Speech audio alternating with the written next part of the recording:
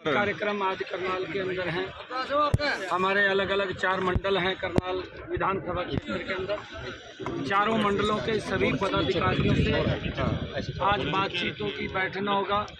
अभी हमारी करनाल विधानसभा के कोर ग्रुप के लोगों से बैठना हुआ था, उनसे बातचीत हुई और जो काम हमारी सरकार ने किए हैं, आदरणीय मनोहर लाल जी ने किए हैं, या कुछ और लोगों की जो बात हमारे सामने आएगी उसको सुन करके, और अभी तो हमारे सामने क्योंकि चुनाव है, इस चुनाव के अंदर उपचुनाव है करनाल का, हमने 10 की 10 लोकसभा की सीटें और ये उपचुनाव बड़े मार्जिन से हम जीते, इसको लेकर के हमने सारी रणनीति योजना बनाई है।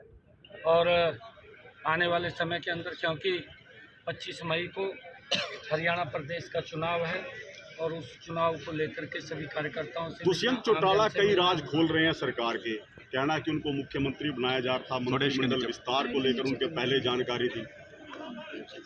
देखिए, अगर दुष्यंत जी को कोई बातें पता है तो उसी को पूछनी चाहिए, उनसे ही बात करनी चाहिए, उनसे और भी राज पूछने चाहिए भी क्या क्या राज थे। अगर उसके पास राज हैं तो पूछने चाहिए उससे। परंतु Bharatiya Janata party zero tolerance के ऊपर काम कर रही है। लगातार नरेंद्र मोदी जी के नेतृत्व में देश ने एक नई दिशा ली है और हमारी ये डबल इंजन की सरकार ने एक खड़ा होकर के संकल्प के रूप में जो भी आदरणीय प्रधानमंत्री जी की योजना आई है, मनोहर लाल जी ने उस योजना को धरातल को उतारने का मजबूती से काम। सर, हाई कोर्ट में याचिका गई है, हाई कोर्ट में याचिका गई है, उपचुनाव ना हो, वो याचिका मंजूर हो गई है। देखिए, माननीय हाई कोर्ट का निर्णय वो सर्वोपरि है, हमारी तरफ से भी उसके अंदर वो विषय रखा जाएगा और जो भी आदेश होंगे माननीय कोर्ट के वो सर माथे के ऊपर है। आप चाहते हैं चुनाव हो? देखिए, क्योंकि अभी आवश्यकता है, 6 महीने से ज़्यादा का समय है और 6 महीने तक कहीं ना कहीं अगर कोई जिम्मेवारी मिलती है तो उस जिम्मेवारी के ऊपर हमें उस पद के ऊपर जाना। भारतीय जनता पार्टी लगातार चुनावी प्रचार कर रही है, कांग्रेस की अभी तक लिस्ट भी नहीं है भाई, कैसे क्या समझते हैं सर आप? आपके और पूर्व मुख्यमंत्री के खिलाफ कोई कैंडिडेट अब तक घोषित नहीं किया है, कैसे देखते हैं? नहीं, देखिए, पार्टियां तो सभी अपने अपने प्रत्याशी उतारेंगी जी, परंतु कहीं ना कहीं दूसरे दलों के अंदर इस बात को लेकर के भी मंथन है कि अगर किसी बड़े नेता को उतार दिया वो हार जाएगा। वो देखते हैं कि अपना वजन किसी दूसरे के ऊपर डालें और उसको लेकर के कहीं ना कहीं उनके अंदर एक भय का वातावरण जो बना। भूपेंद्र सिंह हुड्डा कहते हैं मैं चुनाव नहीं लड़ूंगा, दीपेंद्र लड़ेंगे। वो वही उसी का परिणाम है।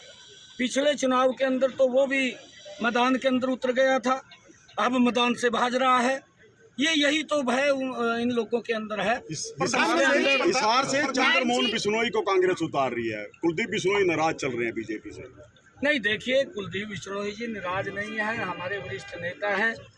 लगातार पिछले दिनों भी वो जो राजस्थान का चुनाव था उस चुनाव के अंदर मजबूती से उन्होंने प्रचार किया, अब भी प्रचार हरियाणा के अंदर मजबूती से करेंगे। और कुलदीप बिश्नोई जी भारतीय जनता पार्टी के वरिष्ठ नेता हैं, मेरी भी उनसे बातचीत लगातार होती रहती है और बात करते रहते हैं, जो कार्यों के बारे में भी बात करते रहते हैं। ऐसा कोई विषय नहीं है। क्योंकि प्रदेश अध्यक्ष कौन बन रहा है सर अगला? प्रदेश अध्यक्ष आपकी पीठ तख्तबाई है मेरठ रैली के मंच पर, क्या कहना चाहेंगे? देखिए, हमारा सौभाग्य है कि दुनिया के सबसे लोकप्रिय नेता, भारत के यशस्वी प्रधानमंत्री, जिन्होंने भारत का सम्मान तो किया है और भारत को विकास की एक नई दिशा दी है, ऐसे व्यक्तित्व के साथ मिलकर के काम करना वो हमारे लिए गर्व की बात है। अच्छा लगता है जब बड़ा व्यक्ति कोई इस प्रकार का आशीर्वाद देता है तो हमें और ऊर्जा ताकत आती है।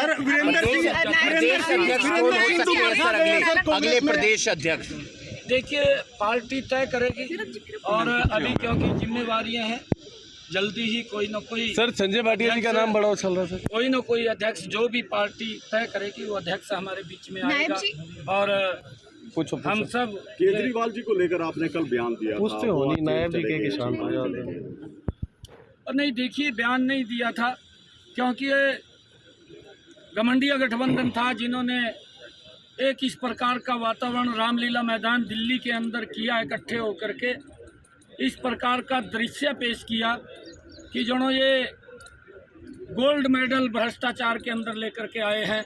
इस प्रकार का प्रस्तुतिकरण देश के सामने वो इन लोगों ने वहाँ पर किया और उसको लेकर के मैंने बात कही थी क्योंकि ये हमने पहली बार देखा है कि मैंने कहा है कि आदरणीय प्रधानमंत्री नरेंद्र मोदी जी की जो नीति है भ्रष्टाचार के ऊपर वो उसको जीरो टॉलरेंस के ऊपर कोई समझौता नहीं है और ये लोग जो बोलते थे उसके विपरीत काम किया है।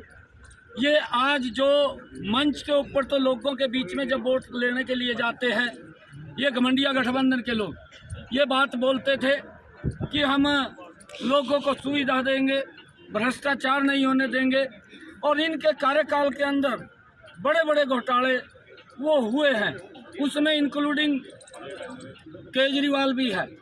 और केजरीवाल जब ये बात बोलता था मंच से कि अगर मेरे ऊपर या मेरे मंत्री के ऊपर कोई भी चार्ज लगेगा तो मैं तुरंत त्याग पत्र दे करके मैं उसकी जांच करवाऊंगा। और आज तिहाड़ जेल के अंदर भी बैठा है, ना तो त्याग पत्र दे रहा है।